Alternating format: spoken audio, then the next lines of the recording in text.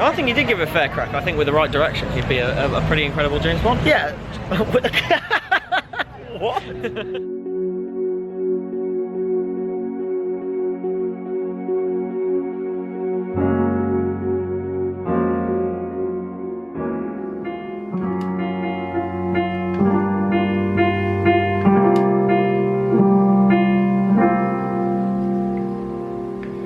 It's so good to be back. I never thought I'd say that because Edinburgh is such an incredible place and I really do love it, but it's impossible to write there. And now that I'm back, I can really get on with things. Now, obviously, yesterday was quite an interesting day, and I didn't necessarily sit down with any of the music or the lyrics and develop anything, particularly seeing as I was so tired last night. But I have had one of those really rare moments, and it is rare, where I've kind of written a chorus in my head. So I've been obsessed with this idea of, you know, it's already finished, I want to put it on paper, for quite a few years now, particularly because of the film Amadeus and how Mozart talks about writing music in that film. So I've always wanted to be able to say, oh yeah, it was all just kind of done and I just wanted to commit it to the page. And really, you know, I just worked a lot of it out in my head. And that actually has happened with the chorus of this song. I've had little lines buzzing around and it just seems to work together. So today is going to be about catching up. I've got my tape recorder, I've got my notebook, I've got the piano, and luckily I've got a finished chorus in my head. So let's do this.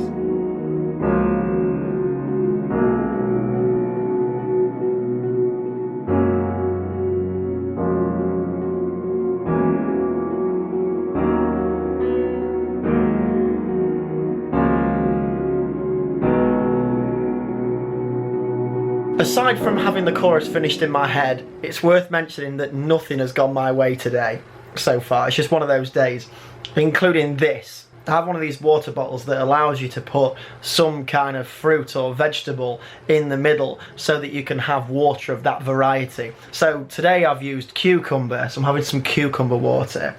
And the vessel that contains the cucumber has somehow managed to go inside the bottle. And I can't get it out. So I feel like I may never actually get to use this properly again unless I want to have like mouldy cucumber water for the rest of my life. So yeah, one of those days. So I've been writing all day and it's time for a break. When was the last time that you watched The Lunch Pack of Notre Dame? I don't think I actually ever have.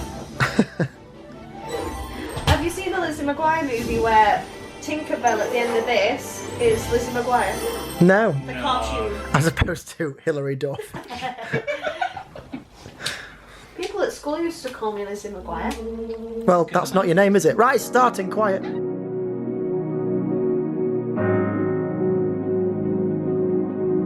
So what does your review read? It was fantastic, it was great. I agree, I am emotionally scarred.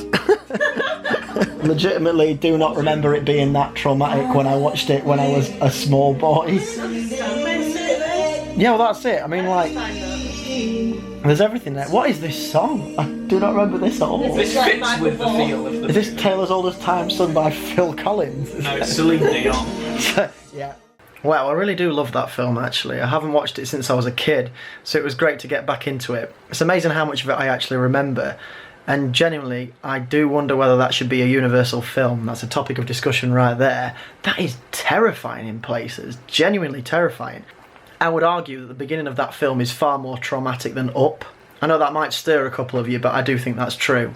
So I'm going to aim to get the lyrics sort of basically done before I go to bed tonight, so I don't have to work too hard for the next 3 days. I do have a habit of leaving it till the last minute, whether that's songwriting or packing for a holiday. You name it, I'm always doing things at the last second. Maybe one day I'll finish on day 2 and it'll be really boring for the rest of the week.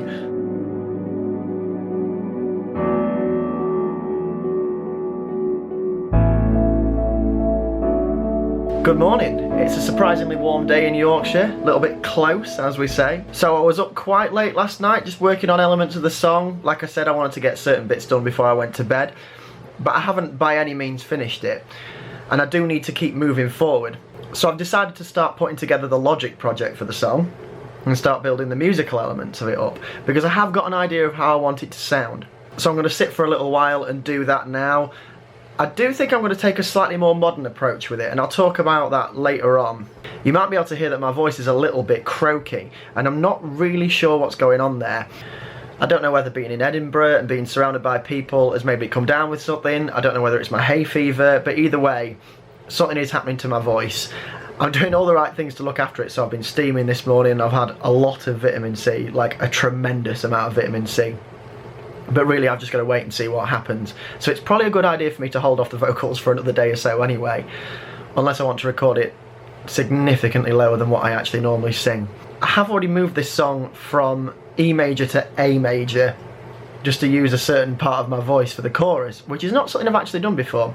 I know with New Year Still Me, I actually moved it around, but that was because I couldn't sing a particular melody for a verse, whereas in this I think the chorus is actually really important. I mean, obviously the chorus is always really important, but the idea is that for the chorus I'm using the strongest part of my voice. I mean, it makes perfect sense, but I've genuinely never thought about that before.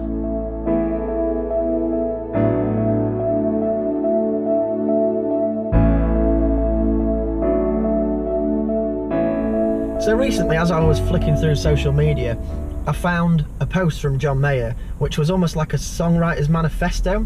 It was just a list of things that he was going to do when he was creating new songs.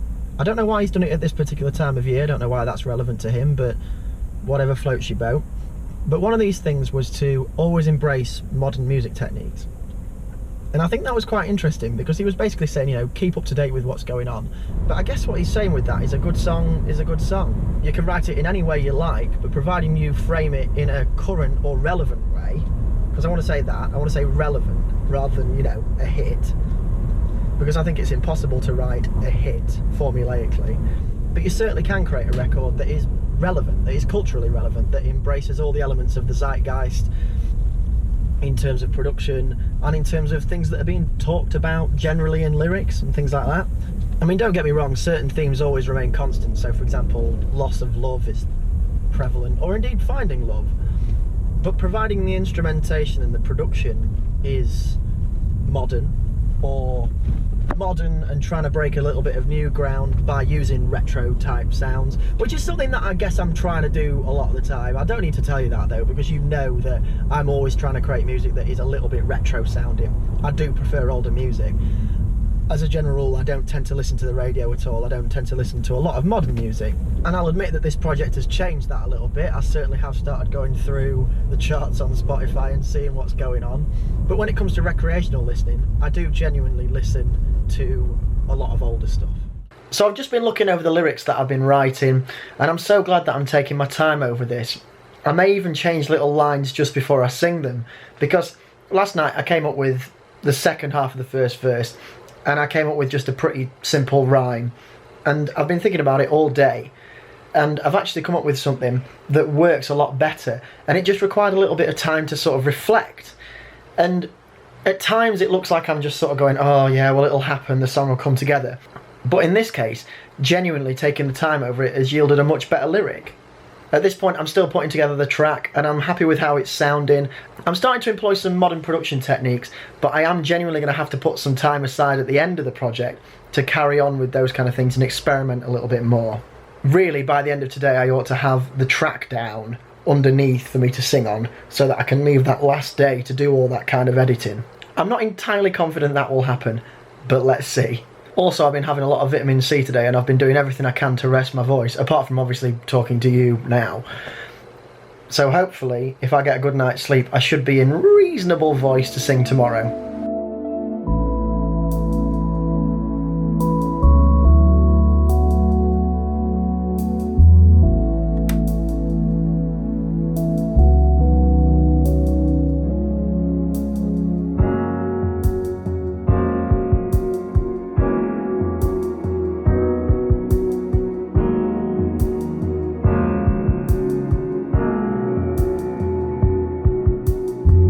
Good morning, welcome to day 6. So the interesting news is that I actually still have a sore throat. I don't know whether it's just because of a high pollen count or whether I've actually got some kind of summer cold. Either way,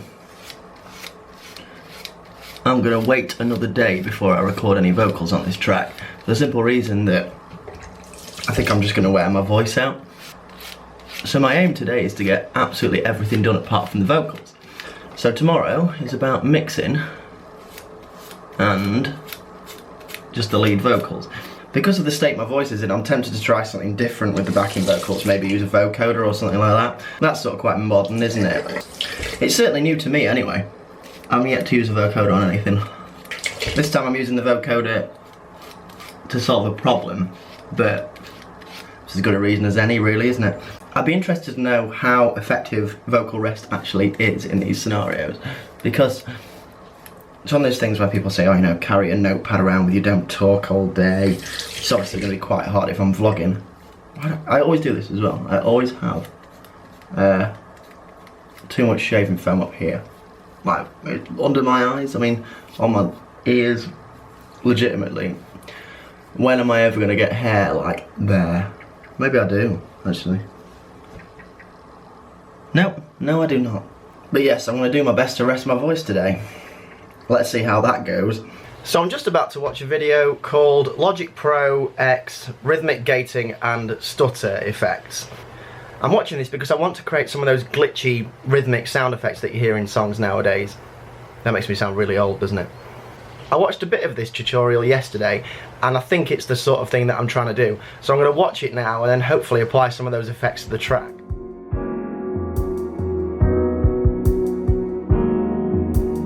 So I'm working on the end of the song at the minute, and I'm not really sure whether to put a key change in it because that seems to be like a default setting, and I'm wondering whether I should challenge myself and actually just not put a key change in and then just see what actually sort of happens. Usually I just put it in because a key change immediately takes you somewhere else, it makes it quite interesting, whereas this time I'm tempted to use different elements, maybe a textural thing. I mean, genuinely it's crying out for a key change, so I may still do it. And I know that in a certain way I actually find new ways of creating songs and new ways of writing by visiting different places, but if I'm putting a key change in every song, that's, you know, that doesn't seem too creative to me. That seems like just like a default setting. So I've got to try and think about a new way to try and make the end of this song exciting.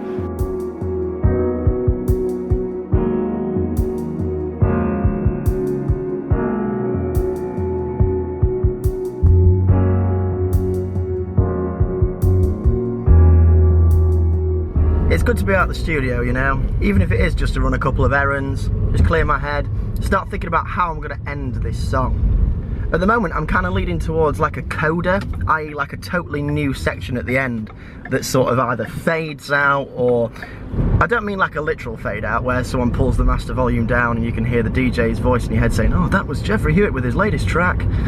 I haven't named it yet. I mean more like a gradual sort of fade, removing instruments piece by piece and breaking it down, taking it back to how it started. Okay, I think it's just hit me. I really like the way how Rewrite the Stars from The Greatest Showman works. There's a great intro, it starts with just the voice and it kind of builds up into the middle of the song, and then towards the end it just fades out again to the point where it's just a voice again. I think I'm going to do that. I think I'm going to take it and build it right up to the middle, then take it down again. Yeah, that's what I'm going to do. So just fade it out so it's maybe just my voice at the end of the song. I've never done that before. There we go, a song in 7 days first.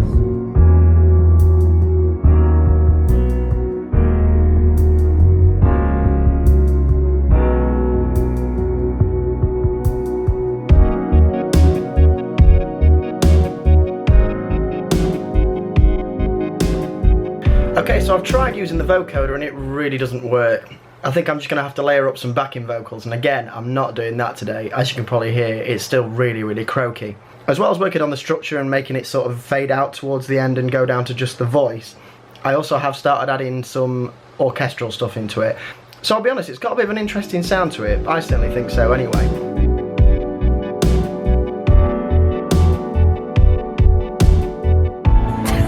Taking a break from songwriting. Me and Tim are now going to share this milkshake. Not in focus at all, sorry. That's alright. Oh wow, romantic. There are bits of chocolate. Don't joke. Yeah, I said that. We're in this as well. Didn't you really notice? Mine was smooth. This banana blends quite well. It wasn't pointing at you. No, I know. Must we always fight? Trouble in paradise.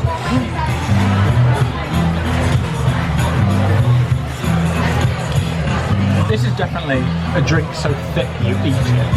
Yeah, part 2 of Geoff eats chocolate in public. What was part one? In Amsterdam. Amsterdam. If you're a true fan, you'd know.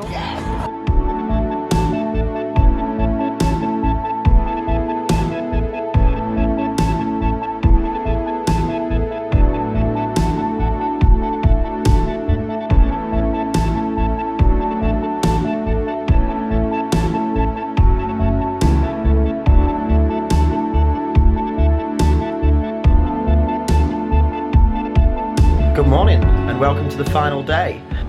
First of all, you can probably hear that I've got the last remnants of a cold. So before I sing today, I really need to do a couple of things. First of all, I'm going to drink a lot of water. I'm going to make sure I'm totally hydrated because that really does help. And secondly, I'm only going to drink decaf tea today.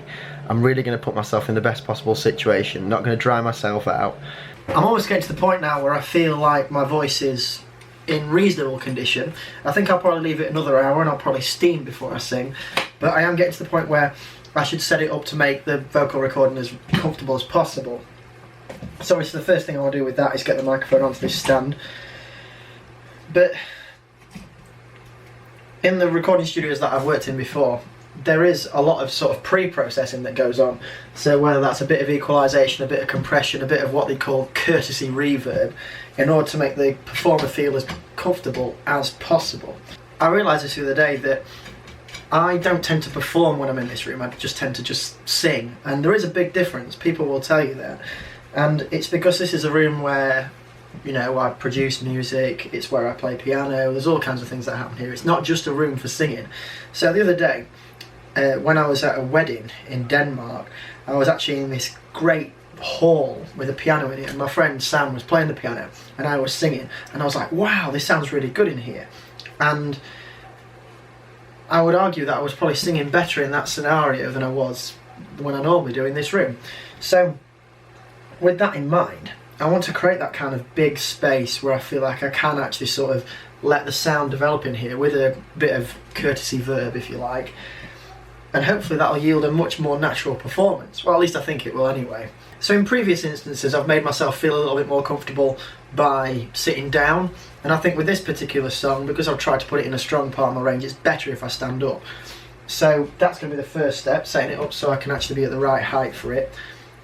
I must admit, switching to the decaf tea has had a big impact. I can already feel that I feel less dried out, and I know that I've got this last, you know, the last few bits of a cold there creeping through. But actually, that's a totally different feeling to this. I actually feel like my voice is starting to get some, you know, some moisture in it. It does feel good.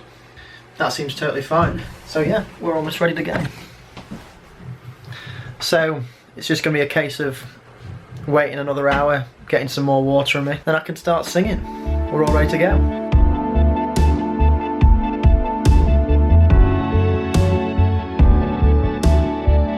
Okay, so time is running out and it's time to crack on. I feel like my voice is probably at the best point it's going to be for the whole day, so I might as well start recording.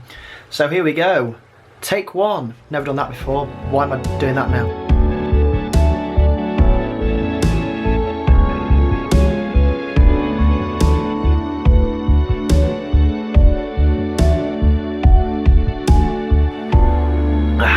So I'll be honest, this is a song in 7 days first. I finished the song, and you're probably thinking, how did we get here? And the short answer is, I forgot to vlog. Now genuinely, I've never done that before. I've been pretty engrossed for the last few hours trying to get it to work, and I wasn't in a good place when I recorded the vocals, and I really had to spend some time alone on it. And that's one of the things about vlogging at the same time as songwriting. Sometimes it really does interfere with the process. And in this case, it was a much better idea to sort of sit with the song and keep producing it and work on it until it was done. But I'm quite pleased with what I've actually come out with, and I'm sure you will be too. This has felt like a very different song in 7 days this time. Starting in one place, ending in another. Two very familiar places. But the song is quite different as well. And hopefully you've had some fun watching this. I've had some fun making it as always. And of course I'll see you next month. Thank you very much as always for watching. I'll see you soon.